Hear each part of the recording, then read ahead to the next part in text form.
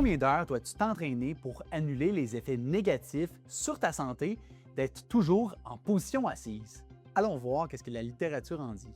Une méta-analyse a regardé ça sur 1 million de femmes et d'hommes. Et ce qui est super intéressant, c'est que le suivi était entre 2 et 18 ans de temps. Ils ont comparé 3 choses. Le temps assis par jour d'un individu, le risque de décès sur plusieurs années et finalement le niveau d'activité physique.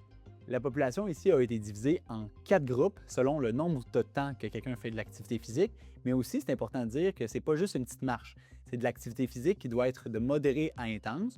Un petit truc pour savoir si c'est modéré à intense, y a-t-il un essoufflement qui est provoqué par qu'est-ce qu'on fait.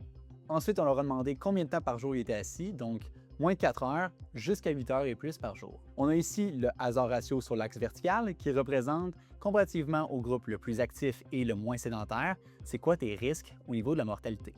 Le risque de mortalité, toutes causes confondues, augmente significativement si tu n'es pas actif et en plus que tu es très sédentaire.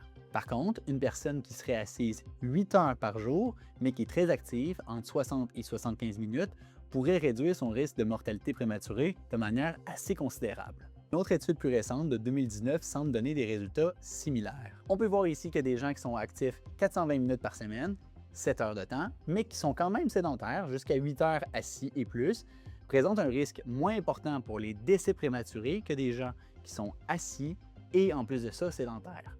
À la lumière des études qui ont été présentées, 1 heure à 1 heure et quart par jour d'activité physique pourrait venir annuler les effets de la position assise. Cependant, je pense que c'est pas vraiment réaliste de se dire qu'on va s'entraîner autant pour la majorité d'entre nous.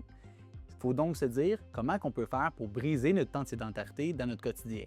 Oui, continuer à être actif et à s'entraîner, mais let's go, il faut qu'on se lève. Si vous voulez avoir du contenu scientifique le plus fiable possible de la part d'un kinésiologue étudiant la maîtrise et d'une nutritionniste passionnée, je vous invite à vous abonner à notre compte.